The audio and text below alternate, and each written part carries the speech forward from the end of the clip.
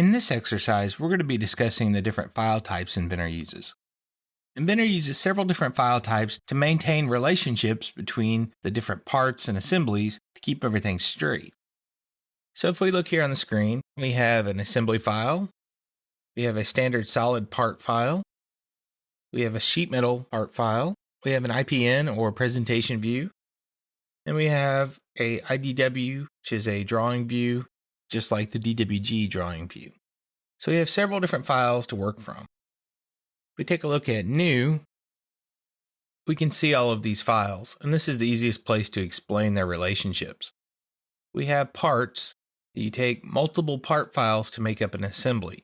Those assembly files can have drawings, and so can those part files. And you could take the assembly and create an IPN or an exploded view to show how something should go together. It's also good for doing bills of material. I come over here and I look at this one. You can see I did an exploded view with a parts list or bill of material and ballooning. So you can see how that goes together and what part is what. It gives you a really good understanding. Out of the box, the default templates, we have the standard English templates. These are basically an ANSI standard or imperial templates. If we go over to the metric templates, you can see that you can load as many styles as you want in Inventor. There's like 12 or 14 different default styles. We have ANSI, we have DIN, we have BSI, GB, so if you do any Chinese stuff, ISO, JIS for Japanese stuff. We have all of these different standards. And then you come down through here and you could see, depending on what work you're doing, you have those. In my Inventor, I have mold design loaded in my machine, and then mine is from a factory design suite, so I have some factory design options in here as well. If you have yours from product design suite or standard Inventor suite, you may not have all of these. Great thing about Inventor is where these templates are located. If I tab over here to just standard file explorer, you can see here's my templates. So I can say new folder, infinite skills. And as soon as I do that, you can see it shows up here in my list. So if you want to have your own company standards, you can just create copies of these files and pre-populate them with your company name, your department name, anything that you want to pre-populate into these files, you can create that and drop it into your company file. So let's take a look at our files and kind of how they work here. So usually you start out with a part file. Part file is pretty straightforward. It's made up of different features. You'll notice when you're working in the part file, Inventor lets you select different features and faces. We'll talk about selection later on, how you can adjust this. But you can see that it understands that you're in this part environment. If you are working in a sheet metal environment, you open up the sheet metal part.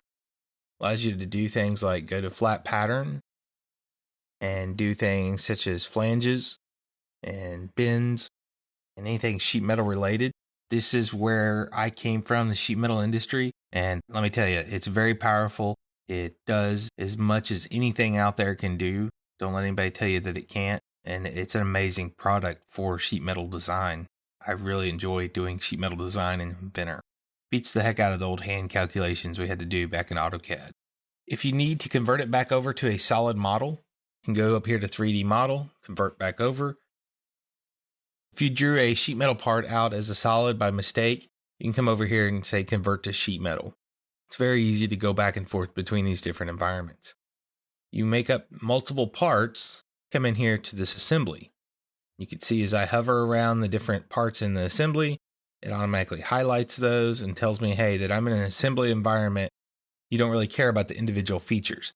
So when you are editing a feature in Inventor, you're at the part level. So think about it just like you would work on a real manufactured part. If I manufacture this, I'm not going to be machining out these holes after I put it together. I'm going to do it once it's all together. Now, if there is something that you hand drill, like a self-tapping screw you put in after the fact, so you don't want the laser or plasma or mold or whatever to put a hole in there, you can come up here and do a hole in the assembly environment. What that means is it does not go back to the part environment. So Inventor works just like you're going to manufacture something. So think of it that way. If I put something in after it's fully assembled, then that's where I need to put it. I need to put it in the assembly because that hole does not need to exist. Now, if you just need it for reference, if you just want to see where another hole is in another part, you still do that at the part level.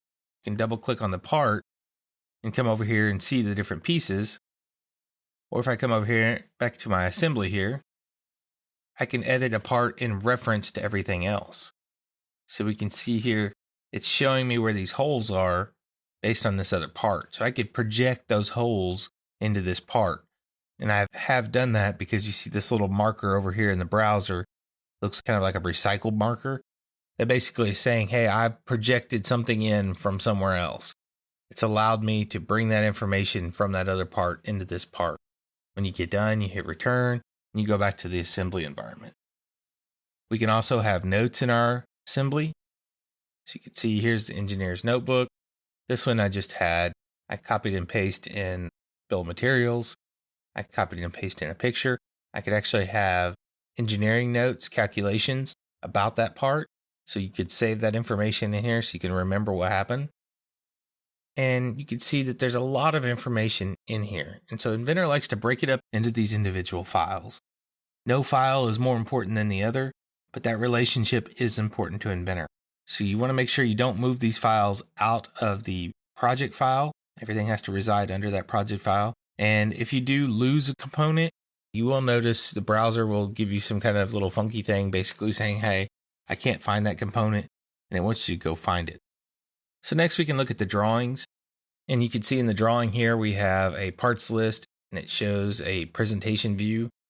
And a presentation view is nothing more than an exploded view. This is really good to show how things go together or things like parts list.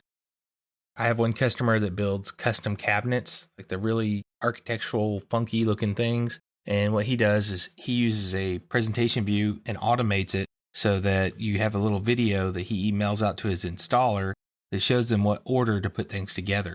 So there's certain things that you have to put in before other things sometimes don't make sense, but you have to do it because that's the way it was designed. So you can actually create a little video of this going together and show somebody how it's supposed to look. And then you end up with a AVI file or movie file that you can email out to somebody. The other option in our drawing file is to create, a 3-view where you get sections and dimensions, and you get all this prettiness that Inventor can create. Like I said before, you can either use the DWG or IDW. Where this came from was Inventor originally only had the IDW because the DWG couldn't handle everything, but now the DWG can handle everything the IDW can. I like to use the IDW for my Inventor work just because it keeps it separate for me. I don't accidentally open it up in AutoCAD or something like that. But if you prefer to only use DWGs, it's your preference. Sometimes it just makes it a little bit cleaner if you have 2 separate files, just so you don't accidentally mix them up. It's not the end of the world if you do open an Inventor file in AutoCAD, but sometimes I do like to keep them separate just to make things easier. So you can see there's a lot of information there and a lot of different files. So take a look at the different files, double click on a lot of objects inside of a file to see what the relationship is, and see if you can kind of follow it down the rabbit hole, so to speak, and see what you can figure out with Inventor and see how powerful these file types are. And we'll go into more detail in further lessons.